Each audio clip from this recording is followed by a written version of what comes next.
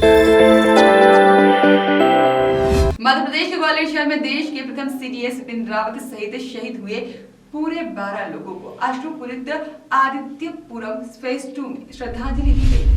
आदित्यपुरम अखिल भारतीय क्षत्रिय महासभा trust के प्रदेश अध्यक्ष गोपाल सिंह तोमर ने बताया कि आज शाम देश की सेवा करते हुए शहीद हुए वीर सैनिक देश के प्रथम CDS major general Bipin Rawat एवं उनकी पत्नी मधुलिका जी सहित उनके साथ 12 अन्य लोग एक विमान हादसे में शहीद हो गए हैं, जो कि अब हमारे बीच में नहीं रहे और जिससे पूरे भारत में एक शोक की लहर दौड़ गई है। और इसी क्रम में ग्वालियर जिले स्थित आदित्यपुरम फेज 2 में भूतपूर्व सैनिक, आसपास क्षेत्र के समस्त आम नागरिक एवं अखिल भारतीय क्षत्रिय महासभा ट्रस्ट ने संयुक्त रूप से श्रद्धांजलि सभा का आयोजन कर भारत मां के वीर सपूतों को भारी मन से अश्रुपूरित श्रद्धांजलि अर्पित की। अखिल भारतीय क्षत्रिय महासभा ट्रस्ट के प्रदेश अध्यक्ष गोपाल सिंह तोमर ने शहीद विपिन रावत जी के देश की सेना के लिए दिए गए योगदान को याद किया और ईश्वर से प्रार्थना की कि सभी दिव्यांगत आत्माओं को अपने श्री चरणों में स्थान दे। साथ ही ईश्वर से प्रार्थना की कि सभी शहीदों के परिवारों को इस दुख को सहन करने की शक्ति दे। श्रद्धांजलि देने वालों में इंद्रपाल सिंह तोमर, राधा शरण सिंह तोमर, अजीत सिंह तोमर,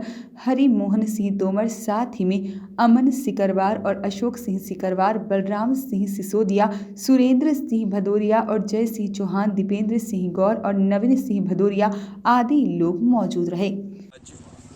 ग्वालियर जिले स्थित आदित्यपुरम फेज 2 में यहाँ के सभी भूतपूर्व सैनिक, यहाँ के रहने वाले सभी आम नागरिक यहाँ एकत्रित होकर हाल ही में जो विमान दुर्घटनाग्रस्त हुआ, जिसमें हमारे देश के प्रथम सीडीएस आदरणीय विपिन रावत जी, उनकी पत्नी और उनके साथ के 12 अन्य सैनिक शहीद हुए।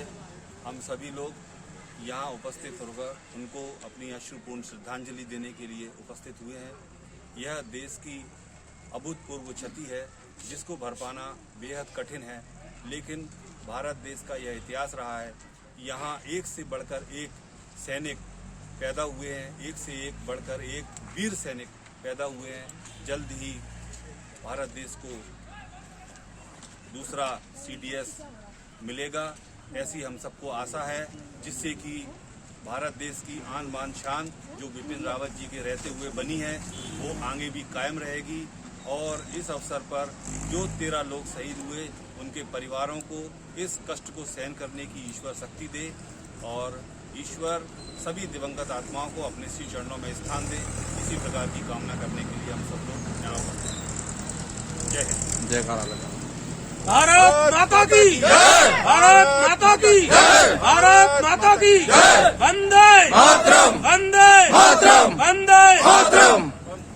जैसा कि आप सबको विदित है, आज हमारे देश को हमारे प्रथम सीडीएस विपिन रावत जी और उनकी धर्मपत्नी और उनके साथी, जो कि एक विमान हादसे में दुर्घटनाग्रस्त होने से शहीद हो गए, उनकी आत्मा की शांति के लिए आज हम लोगों ने आदित्यपुरम फेज 2 के सभी पूर्व सैनिक और सभी सम्मानी व्यक्तियों ने यहाँ उनको श्रद्धांजलि दी।